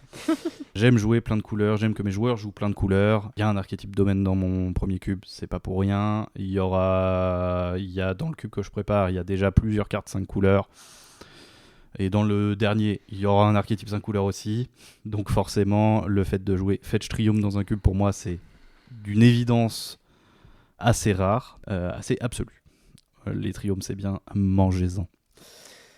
Et donc il nous reste 5 cycles. Il nous reste juste une carte avant. Il reste les Fetch de Modern Horizon 3. Tricolore de Modern Horizon 3. C'est vrai. Fetch qui ont le bon goût, qui ont l'excellent goût de rajouter un mana incolore, donc Fetch qui ne sont jamais des cartes mortes. Si vous avez un cube où le landfall compte, c'est des terrains excellents parce que c'est pas des terrains à vide contrairement aux étendues. C'est des terrains qui vous ajoutent du mana et en même temps c'est des terrains qui vous donneront un landfall plus tard si besoin. C'est des lands qui peuvent vous fixer. C'est des lands qui peuvent vous permettre de splasher relativement efficacement. Ça reste relatif, hein, mais voilà. C'est vrai qu'on n'en a pas parlé quand on a parlé de la terrasse de la comté et de la cave, Oui. De la caverne, mais oui, le fait que ces terrains, certes, en plus vous permettent de maintenir votre curve et de ne pas avoir besoin d'aller chercher un terrain, vous pouvez juste vous en servir comme d'un terrain dégagé qui fait un incolore. Mais quand vous êtes en fin de partie et que vous n'avez plus de terrain à aller chercher dans votre deck, ces terrains ont une utilité contrairement à un Fetchland qui lui va devenir une carte morte. Ça c'est très vrai. Voilà. Et autre chose dont on avait discuté, j'aime beaucoup le design de ces cartes aussi, notamment grâce à leur capacité de recyclage, qui intuitivement te dit, ce land-là, il va te chercher telle et telle couleur. Oui. Et ça, c'est bien. Ça, c'est vraiment très bien. Très, très bonne idée de design. Oui. Merci. Merci Wizard of the Coast. Voilà. Ça, c'était vraiment une idée géniale en termes d'ergonomie, le fait d'avoir ce recyclage qui va vous afficher les couleurs, parce que vous pourriez juste lire ce qui est écrit sur la carte, aller chercher une plaine, voilà. Les Fetchland d'ailleurs, Fetchland originel, dont on va parler incessamment sous peu, Wizard of the Coast a un peu triché. Les terrains sont des cartes incolores normalement, mais ils ont quand même utilisé le fait d'avoir 2 pans de couleurs différents sur la carte pour vous aider à visualiser les couleurs que ça va chercher, parce que sinon vous auriez plus de mal lorsque vous découvrez la carte, ou si l'illustration n'est pas la même que celle dont vous avez l'habitude, à identifier les terrains que vont chercher cette carte. Et pour ces terrains-là qui vont chercher 3 couleurs différentes, le fait d'avoir mis ce coup de recyclage, c'était vraiment une idée de génie. C'est ça. Donc voilà, et pour avoir drafté du Modern Horizon 3 plusieurs fois au Relic Fest, ces lands-là sont un plaisir à drafter. Oui, c'est vraiment incroyable. Et ils ont la même vertu que les terrains tricolores dont on parlait, qui est qu'ils vont intéresser plus de personnes que uniquement des personnes qui veulent 2 couleurs spécifiques. Une chose dont on a peu parlé, mais on va en reparler très bientôt quand même. Et d'ailleurs, du coup, je propose qu'on enchaîne avec vue prismatique. Oui. En fait, il y a une chose très importante à savoir avec les terrains qui vont chercher des terrains de base.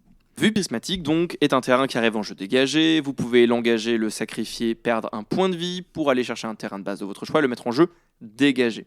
Ce que ça vient virtuellement dire, c'est que pour le coup d'un point de vie, au lieu d'avoir un terrain de base dans votre main, vous avez le terrain de base que vous voulez. Et ça, c'est quand même incroyable.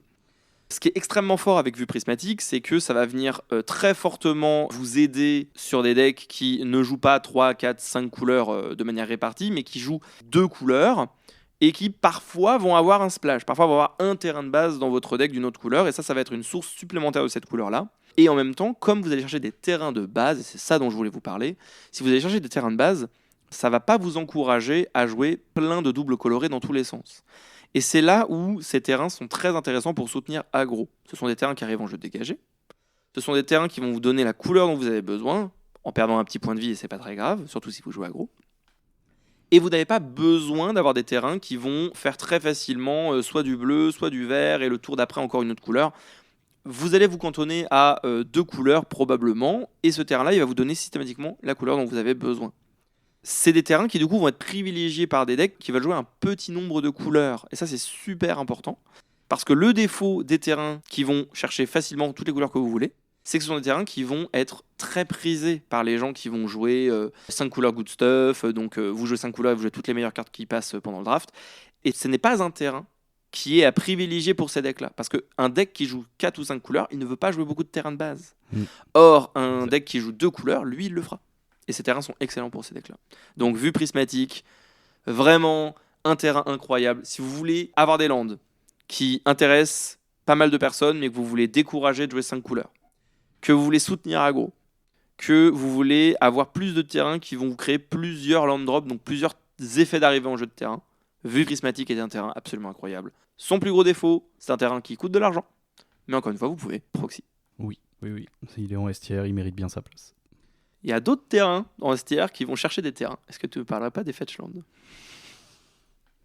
Est-ce qu'il y a vraiment besoin de les présenter ? Je pense qu'on va les présenter pour ceux qui nous écoutent. Quand même, mais voilà. Les Fetchland, donc je vais prendre Arid Mesa parce qu'on l'a sous les yeux. Tu l'engages, tu payes 1 point de vie, tu le sacrifies. Tu vas chercher une carte de montagne ou une carte de plaine et tu la mets en jeu. Point. Et tu mélanges ta bibliothèque. Ce que vous comprenez très bien, c'est que ce n'est pas une plaine ou une montagne de base. Outre le fait que les terrains arrivent en jeu dégagé, donc vous n'avez pas de perte de tempo, vous allez pouvoir aller chercher non seulement votre terrain de base dont vous avez besoin, mais vous pouvez aussi aller chercher un terrain avec plusieurs types de terrains de base, parfois 2, parfois même 3 si vous allez chercher les triomes. Et donc, votre Mesa Aride, elle ne va pas du tout aller vous chercher que 2 couleurs. Elle va vous chercher beaucoup plus facilement que ça, 3, 4 ou 5 couleurs. Entre 4 couleurs minimum, si vous n'avez que des cycles avec double type, et même 5. Dans 5 si vous jouez les triomes. Non, même dans 5. Même dans 5. Quel que soit ce que tu joues. Non, elle n'ira pas te chercher. Arid Mesa ne peut pas aller te chercher le noir bleu. Non, mais elle peut aller chercher un rouge-noir ou un blanc-noir. Oui. Donc tu as accès aux 5 couleurs. Oui, voilà. C'est vrai, pardon. Non, il y a pas de souci. Oui, non, les Fetchland, c'est trop fort. bien. C'est trop fort. Ça mélange le deck, on a dit à quel point c'était fort de mélanger le deck. C'est ça. C'est combiné avec les 2 cycles de terrain, enfin avec les 3 cycles de terrain dont on va parler juste après, c'est beaucoup trop fort. Puisque les 3 cycles d'après, ils ont 2 types de terrain de base. De toute manière, c'est... alors, je ne suis pas un modèle, j'ai pas cette prétention, mais typiquement, mon classement est influé juste par l'existence des fetch. Oui, typiquement, il y a des lands, les lands Kaldheim et les autres lands que j'ai mis et les autres lands fetchables qui arrivent en jeu engagés strictement, je les ai mis en A tiers uniquement parce qu'ils ont le double type et qu'on peut les fetcher. On ne pourrait pas les fetcher, ils auraient été un tiers plus bas, c'est sûr. Tout à fait. Voilà. C'est intrinsèquement fort d'avoir des types de terrain de base parce que les fetch existent. Il y a d'autres raisons, mais c'est la principale. Et ces terrains vont structurer énormément les mana bases de vos cubes. Des mana bases avec et sans fetchland ne ressembleront pas à la même chose, vous n'aurez pas les mêmes besoins, vous ne mettrez pas les mêmes terrains. Vous pouvez évidemment mettre, on va en parler, vous pouvez mettre des shocklands dans votre cube si vous le désirez, même si vous n'avez pas de fetchland, mais ce ne sera pas du tout la même mana base si vous les avez avec des fetchland ou si vous ne les avez pas. Les 3 cycles de terrain dont on va parler ont des types de terrain de base, ils en ont 2. Et donc, on va pas revenir là-dessus, parce qu'on a déjà expliqué pourquoi c'était fort. Ils ont chacune leur petite spécificité. Et on va d'abord parler de ceux qui arrivent en jeu tout le temps engagés. C'est les Surveillands. Oui. Les Surveillands arrivent en jeu toujours engagés. Et quand ils arrivent en jeu, vous allez pouvoir surveiller un. Ça va vous rappeler les temples qui arrivent en jeu engagés, qui font 2 couleurs et qui vous permettent de faire un regard 1. Le truc, c'est que combiner le fait que la carte n'aille non pas sous votre deck, mais dans votre cimetière, ce qui est quasiment tout le temps mieux, parce que vous allez pouvoir utiliser cette ressource dans votre cimetière. Et le fait que le terrain peut aller se chercher sur un fetchland, et donc vous allez pouvoir jouer votre tapland à la fin du tour de votre adversaire, si jamais vous n'avez pas besoin d'avoir votre mana, ou le garder pour plus tard, si jamais vous avez vraiment besoin de jouer une réponse et de jouer un terrain qui arrive dégagé. Cette flexibilité par rapport au temple les rend infiniment meilleurs. En avoir 1 ou 2 dans votre deck, donc en général dans un cube, 1 ça suffit, ça va vous donner une option supplémentaire qui vous permettra soit de temporiser, de prendre un petit peu d'informations, soit de nourrir votre cimetière. Ces terrains qui ont tellement de synergie. Et le fait qu'ils soient fetchables leur donne une souplesse qu'ils n'auraient jamais eu autrement. Si c'était juste des temples qui surveillent au lieu de regard, ce serait beaucoup moins fort. Et ce serait quand même des très bons terrains. Ça serait quand même des très bons terrains, mais je pense qu'ils seraient au même endroit que les temples. Ou un Ou à la tiers du rigueur, peut-être, mais c'est tout, quoi. Peut-être un cran au-dessus et les temples seraient... genre les temples seraient pour moi par exemple, les temples seraient en B et ils seraient en A. Mais voilà. C'est vraiment des terrains incroyables. C'est le fait qu'ils soient fetchables les rend absolument incroyables. Si vous avez synergie avec le cimetière, ces terrains sont extrêmement forts. Si vous avez besoin de manipuler le dessus de votre bibliothèque, ces terrains sont extrêmement forts. Bref. Ensuite, il y a les Shocklands, qu'on appelle aussi les Ravelands. Ils arrivent en jeu dégagé si vous payez 2 points de vie. Sinon, ils arrivent en jeu engagé. Hot take, voilà. Je pense que vous devriez considérer ces terrains bien avant les terrains dont on va parler juste après. Et ce n'est pas pour des questions de budget. En fait, les Ravelands, ou Shocklands, leur particularité fait que, intrinsèquement, ça va permettre à aggro d'avoir une base de mana stable et de désavantager les decks qui veulent jouer 4 ou 5 couleurs et qui pourraient se permettre de jouer des bases de mana complètement outrageuses et de quand même réussir à s'en sortir. Un deck 5 couleurs ne peut pas jouer que des terrains qui arrivent en jeu engagé. Ce n'est pas possible. C'est possible uniquement si aggro est lent. Et lui aussi joue plein de terrains engagés. Mais si aggro est lent, voilà. Il faut peut-être vous remettre en question parce qu'il y a peut-être un problème. C'est possible, effectivement. Les Ravelands, donc ces terrains on appelle les Ravelands pour Ravnica, Shockland parce qu'ils vous collent de blessures, sont des terrains qui vont vous permettre d'avoir un choix intéressant qui est: est-ce que c'est moi qui suis l'agresseur dans le match-up? Et est-ce que je veux bénéficier de cette vitesse? Est-ce que je veux payer des points de vie pour aller vite? Et la majeure partie du temps, vous allez le faire. Couplé à des fetchlands, ils vous donnent des bases de mana extrêmement souples, extrêmement efficaces. Mais ils vont décourager les gens de jouer de manière trop risquée malgré tout. Et donc donnent des choix intéressants. Pour des raisons de prix, par rapport à ceux dont on va parler juste après, et pour des raisons de gameplay. Ce sont pour moi les terrains à envisager toujours en premier quand vous construisez un nouveau cube. Toujours. Je pense que je les envisage en deuxième après les fetchlands.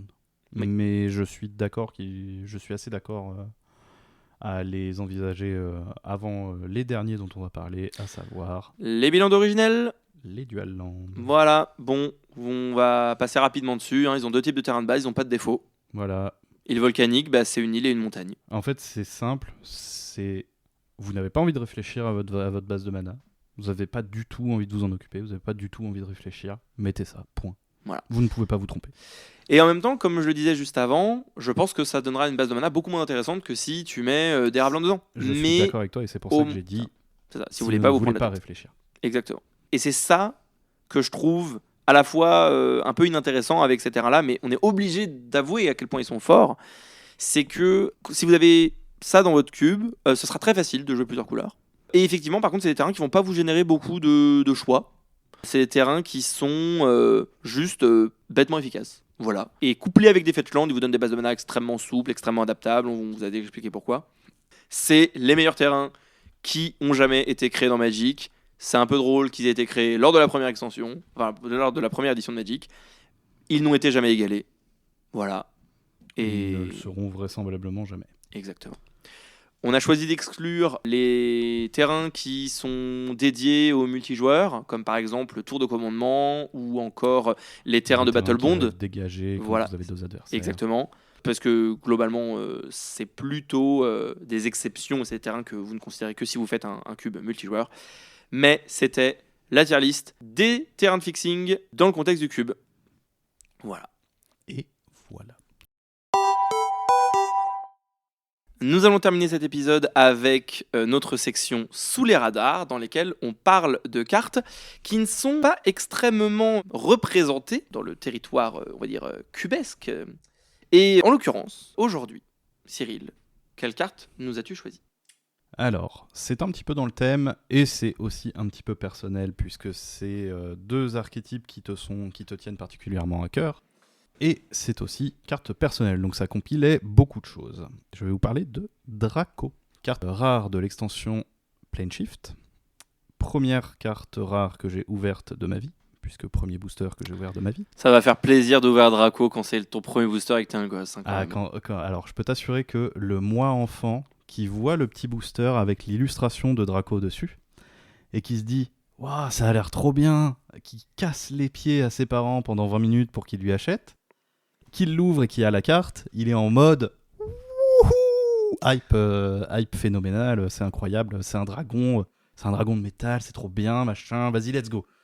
Voilà, 20 ans, plus de 20 ans plus tard, me voilà ici. Hein. Donc voilà, ça a bien marché. Non, mais en fait, est-ce que tu as réussi à réitérer cet exploit? Est-ce que du coup, quand tu achetais des boosters, tu arrivais toujours à obtenir la carte qui était sur l'illustration du booster? Non, non, non, je suis le pire en ouverture de booster. Je suis le pire mec de l'histoire à ouvrir des boosters. Vraiment. J'avais fait une petite pause Bon, on rentre encore dans l'anecdote personnelle, mais c'est rigolo. J'avais fait une petite pause de Magic à un moment dans ma vie parce que pas de boulot. Et quand j'ai retrouvé un boulot et que j'ai repris, c'était sur l'arrivée de Zendikar 2, avec l'arrivée des expéditions. Où c'était, d'après les stats, une expédition toutes les 2 ou 2,5 boîtes de booster. D'accord. J'ai pris genre 8 boîtes de booster, j'ai pas ouvert une seule expédition, Ah, par exemple. c'est moche. Voilà. J'avais pas acheté de boîte. Et moi, je me souviens que. Enfin, si, j'avais acheté une boîte de Serment des Sentinelles, Oui. Oath of the Gatewatch. Et j'en ai pas eu. J'avais été un petit peu frustré. Et j'étais retourné dans une boutique de centre-ville de Poitiers. Donc le D3 Faces, voilà, petit clin d'œil au D3 Faces. Et ça faisait très longtemps que j'étais pas allé. Je passe devant, je me dis, allez, j'y vais. Et je vais leur prendre un booster. Voilà, j'ai pris un booster et du coup j'ai eu une Horizon Canopy, voilà, Canopy de l'horizon en expédition et je me suis dit que finalement ça valait le coup d'y aller de temps en temps. Hein, C'est voilà. sur ces mots que je vous quitte. Au revoir. Non, effectivement, du coup, moi, les ouvertures de booster, bon, j'adore faire des AP, j'adore faire des choses comme ça, mais bref, recentrons un peu le débat. Donc, Draco. Draco, une chouette carte. Qu'est-ce qu'elle fait? Une chouette carte. De base, c'est pour 16 mana, une 9-9 vol. Je vais épiloguer parce que là, pour l'instant, là vous tout de dites suite, tous c'est que pas à très chier bien. Et c'est normal. Néanmoins, comme j'ai pas arrêté de le répéter plusieurs fois et que Lucas ici présent l'a aussi dit, je suis un grand enfant. J'aime jouer 5 couleurs, j'aime jouer des trios, j'aime jouer des choses comme ça. Cette carte a la capacité domaine. Elle réduit son coût de mana de 2 pour chaque type de terrain de base que vous possédez. Ce qui fait que si vous avez les 5 types de terrain de base, c'est pour 6, une 9-9 vol. Point. Qui est bien meilleur du coup. Elle a aussi une autre capacité qui fait que la carte, si tu n'as pas domaine, tu ne la joues tout simplement pas. C'est début de ton tour, tu l'as sacrifié à moins que tu payes 10. Et le coût de mana est réduit de 2 pour chaque type de terrain, exactement comme pour son coût de mana basique.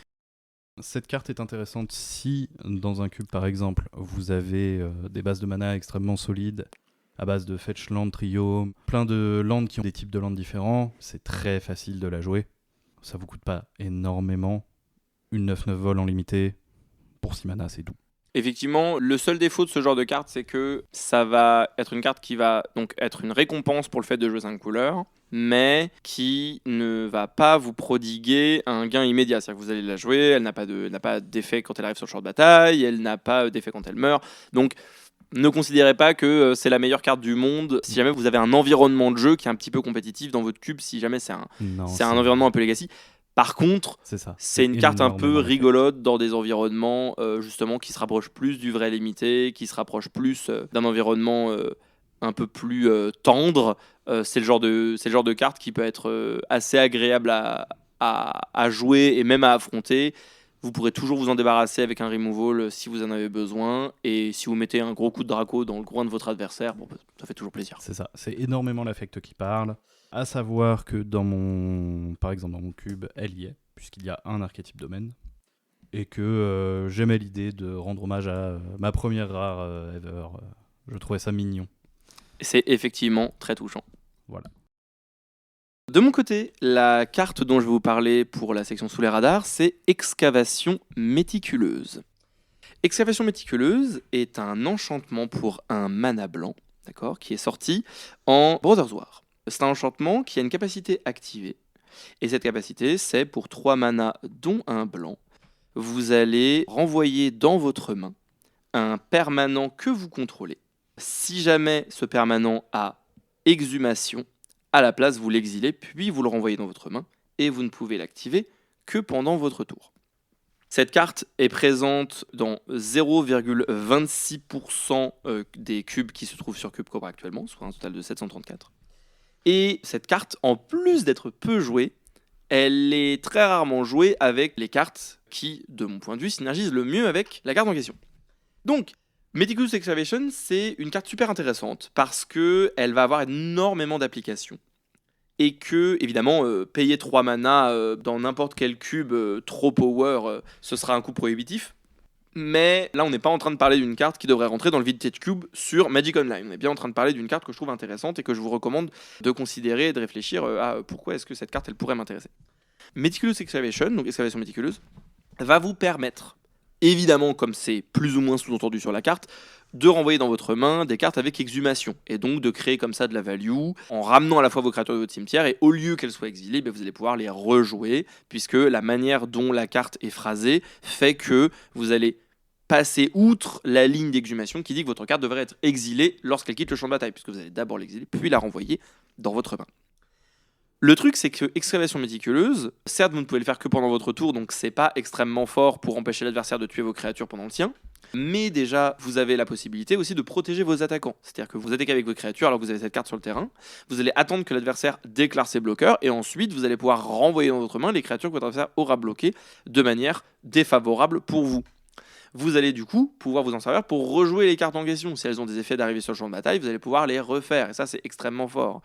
De la même manière, si votre adversaire, au moment où vous vous préparez à attaquer, décide de tuer une de vos créatures, vous allez pouvoir les renvoyer dans votre main et leur éviter de mourir. Donc ça va forcer l'adversaire à faire des plays de manière proactive.